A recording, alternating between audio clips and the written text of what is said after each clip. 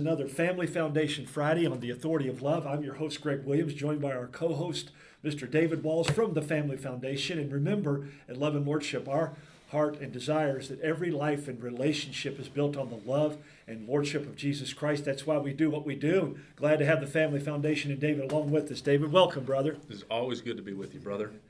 And welcome to you listeners. We've got a lot going on. Of course, we're ramping up. There's been many things going on in D.C. that affect us, that will affect Kentucky and the legislature. So before we get into that, tell us about your ski trip, man. How'd that go? we had a great time. Yeah. Great time.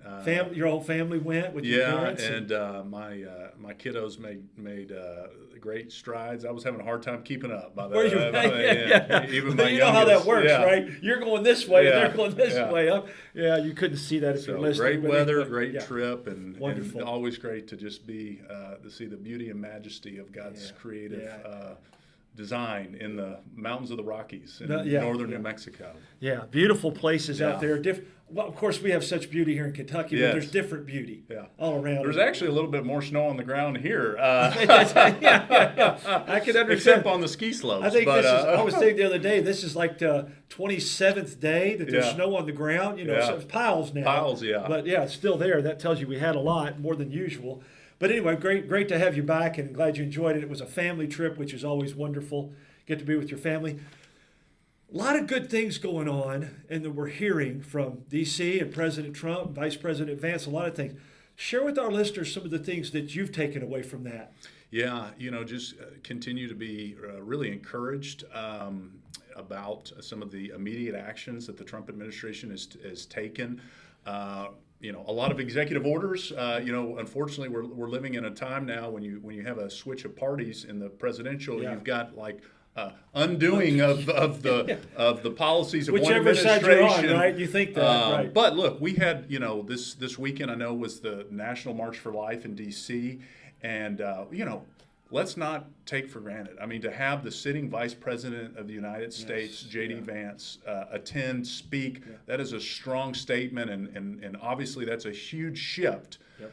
You would not have seen, nor did you see, the Vice President or the previous president in any way associate with the issue of life. In fact, quite the contrary. Exactly. They were promoting abortion. And that was his first public appearance. Was it? Yeah. That was his. He saved it for that, evidently. Yeah. So that was powerful as well. Yeah. So, in addition to just the fact that, that's a pretty strong indication of support, continued support from the Trump administration for the issue of life, with the vice president being there, we've seen a number of executive orders, I think 3, Greg, already put in place dealing with the issue of life. One of them was dealing with protecting our funding dollars from funding abortions outside of the United States, Tax sometimes dollars, called the Mexico City policy. And this is one of those policies where you've seen, the previous pro-abortion administrations like former President Biden, reverse course and put that back in place. Now you've got President Trump putting that protection back in place. And look, I've seen some polling. There is no doubt Americans do not want to see our tax dollars wasted by helping pay for abortions or support abortion inside or outside of our country. So this is really, this is basic common sense policy, but thankful again that President Trump has done that. He's also issued an executive order noting he's going to strongly enforce the Hyde Amendment, which, as folks may know, was actually enacted all the way back in 1976 under President Ford. But that has been an ongoing protection in our spending here, in terms of spending here in the United States to protect against taxpayer dollars. And then finally, and this got a lot of news, an executive order facing down this so-called FACE Act that was used to go after, I think something like 24 pro-life activists had actually been prosecuted. And peaceful pro-life activists, but they used it intentionally. Right. Yeah. So President Trump has pardoned those pro-life activists, and so that was something that a number of pro-life organizations had been calling for as soon as he, took office again. And so I'm, thankful to see President Trump following through. And look, these are important things. The policies that direct our nation to return to a place where we're not going to use the federal government to weaponize it, to go after its own citizens simply because of their pro-life views, or whatever, to not force all of us to have our tax dollars be used, not just here in the United States potentially, but across the world, to turn America into a coercive nation trying to promote abortion in other parts of the world where, sometimes we forget this, Greg, but the rest of the world is not where we are in terms of promoting abortion. Historically, much of it is not, because of Roe v. Wade, continue to be thankful that decision was overturned. But because of Roe v. Wade and other policies, America was actually among the most pro-abortion nations in the world until the last few years. So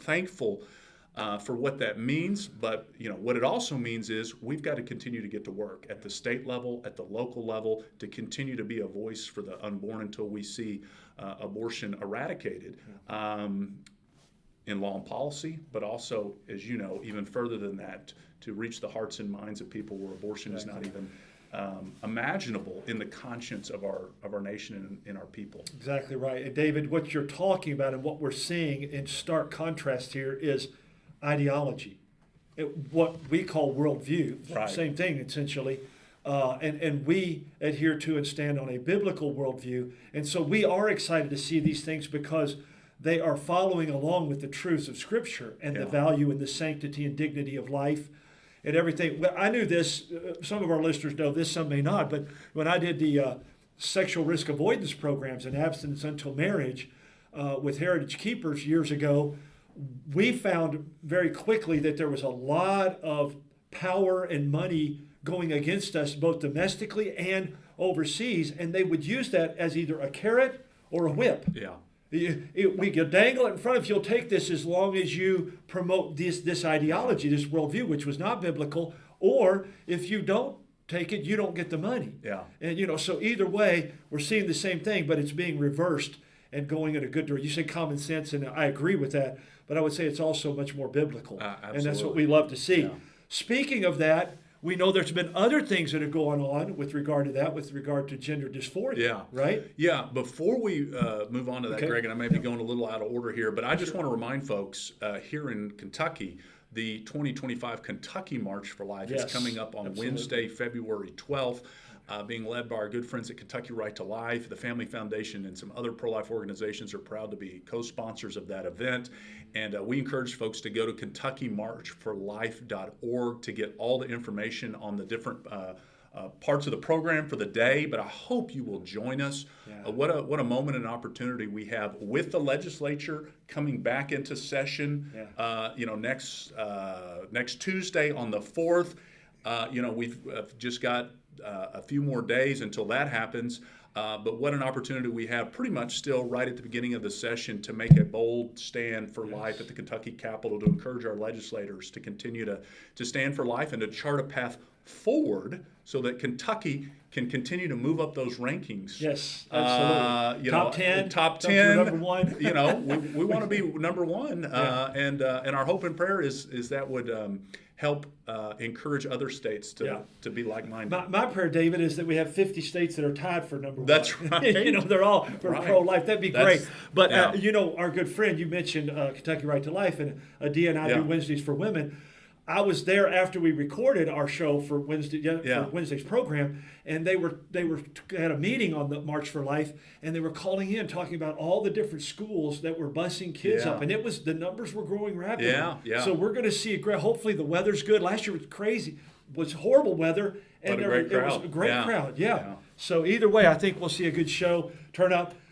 Thank you for reminding me of that. I went to the gender dysphoria, but we know there's some things going on with that actually tie to this. He even used the word conception in one of his orders with this. Yeah, we talked about the important executive order that he put out defining male and female and saying it would be the policy of the federal government.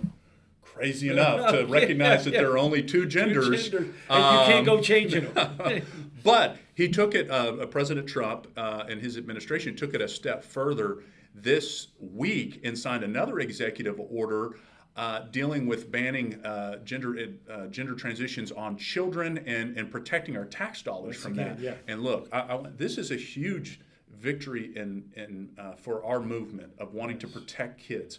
Greg, as you know, our alliance of state family policy councils that we're a part of with Family Policy Alliance and all of our great allies in about 40 states, we have really taken the lead, and there have been 23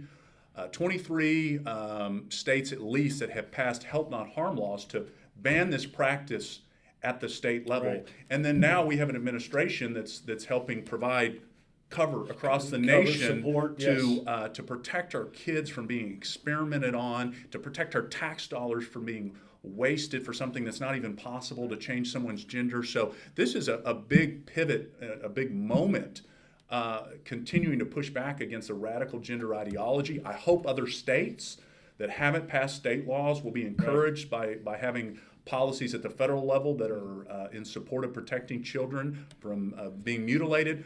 But Greg, as you and I talked about a couple weeks ago, Kentucky needs to continue to be a leader on this issue. And our governor, if folks remember, our governor, was attempting to try to force taxpayers in Kentucky to pay for gender transitions that for were prisoners. Illegal. Right. And that were illegal. Right. They've been, So by the law, went against the we law. are calling for the General Assembly this session to take it a step further and say we want to make sure all of our tax dollars here in Kentucky never pay for a gender transition or anything promoting someone to quote unquote change their gender.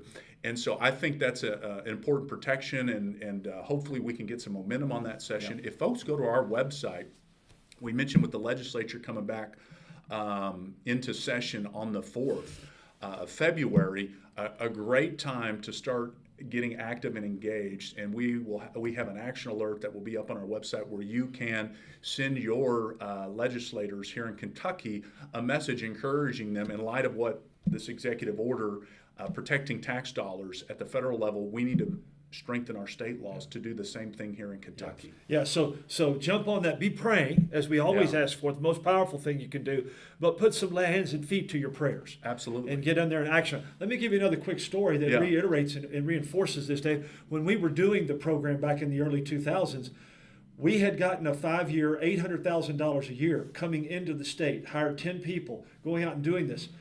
When President Obama was elected, one of the very first things he did was take that money and shift it away from that and go to Planned Parenthood so they could push contraception, condoms, abortion, all of that. Right. That's how this works. Yeah. And so we are excited about a president and an administration that is standing firm. Actually, we know we're not going to get into this, but a lot of the things he's doing is we're going to shut down some government right now and take a good look at it. Yeah. When the government gets too big, you don't have to have a king or a tyrant. The government itself becomes the king or tyrant. Right. The administrative That's state, right. the fourth branch of government. The bureaucratic or administrative, exactly Yeah. right. So please take that to heart and remember that's how it works.